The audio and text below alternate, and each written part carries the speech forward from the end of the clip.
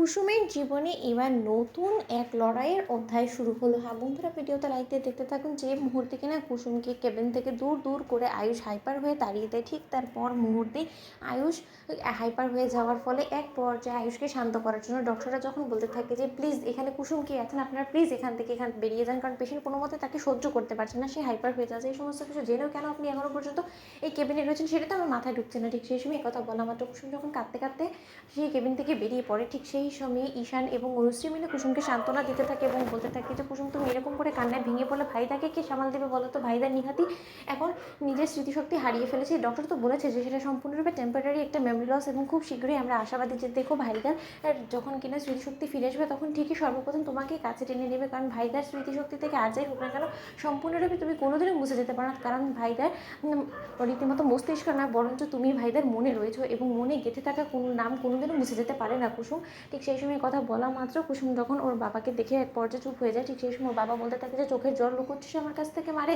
কি আর করবি বলতো, তোর ভাগ্য যে তোর সঙ্গে সাই দিচ্ছে না। ঠিক সেই সময় কুসুম ওর বাবাকে জাপটে ধরে অজরে কাঁদতে থাকে এবং বলতে থাকে যে বাবা কেন জানি আমার মনে হচ্ছে যে আমি সব থেকে বেশি অপয় এবং অলক্ষণী এই পরিবারের জন্য। আমার কোনো মতেই মনে হয় না যে আমার সঙ্গে ছোটো সাহেবের এই বিয়েটা আদৌ ঠিক সিদ্ধান্ত হয়েছিল, তার কারণ আমি এবং ছোটো সাহেব আমরা দুজন এক হওয়ার তো দূরে থাক, তার আগে এত ঝড়ঝাপটা, এত সমস্যা, এত অশান্তি সৃষ্টি হচ্ছে যে যেটার কোনো রকম কোনো শেষ নেই। শেষে কিনা আমার জন্য ছোটো সাহেব নিজে দুটো পা অবধি হারিয়ে ফেললো। যে ছোটো সাহেব কিনা কোনো দিনও নিজের কাজ অন্য কাউকে দিয়ে করাতে ইচ্ছুক ছিল না, সেই ছোটো সাহেব এখন সম্পূর্ণরূপে অন্যের উপরে নির্ভরশীল হয়ে পড়েছে এবং এমন একটা পরিস্থিতি এসে দাঁড়িয়েছে যে ছোটো সাহেব আমাকে কোনো মতেই সহ্য করতে পারছে না। এবার তুমি তো ভাবো যে ছোটো সাহেবের এই সমস্ত কাজগুলো কে হাতে হাতে করে দেবে, ছোটো সাহেবকে কে আগলাবে বলো তো? একমাত্র আমি ছাড়া তো ছোটো সাহেবকে নিজের মনে করে কেউ এরকম করে করবে না।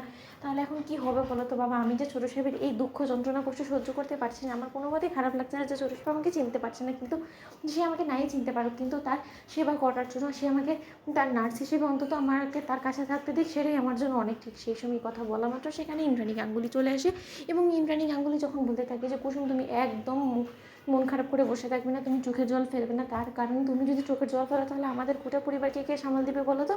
তাই আমি তোমাকে বলে দিচ্ছি যে তুমি আমার আয়ুষের নার্স হয়ে তুমি আয়ুষের সেবা যত্ন করবে, কারণ একমাত্র আমার গোটা বাড়িতে তুমি একমাত্র আমার ভরসার সেই পাত্রী, যার উপরে কিনা আমি সম্পূর্ণরূপে আস্থা রাখতে পারবো, বিশ্বাস রাখতে পারবো, যে কিনা আমাকে প্রতি পদে পদে কোনো মতেই নিরাশ করবে না। এবং আমার দীর্ঘ বিশ্বাস যে তুমি যদি আয়ুষের খেয়াল রাখো, সেবা যত্ন করো, তাহলে আমার আয়ুষ ঠিকই একদিন সেরে উঠবে, নিজের পায়ে আবারও দাঁড়াতে পারবে। বলো কুসুম, আয়ুষ যতই তোমার সঙ্গে খারাপ ব্যবহার করুক না কেন, তোমাকে না চিনতে পেরে, কিন্তু তুমি এই কোনো কথাই ওর গায়ে লাগাবে না। তুমি রীতিমতো পাষণ্ডের মতন তুমি ওর পেছনে লেগে থাকবে এবং ওর সেবা যত্ন করে ওকে সুস্থ করে তুলবে। তো বন্ধুরা, লাইক এবং শেয়ার করো, সাবস্ক্রাইব করতে ভুলো না।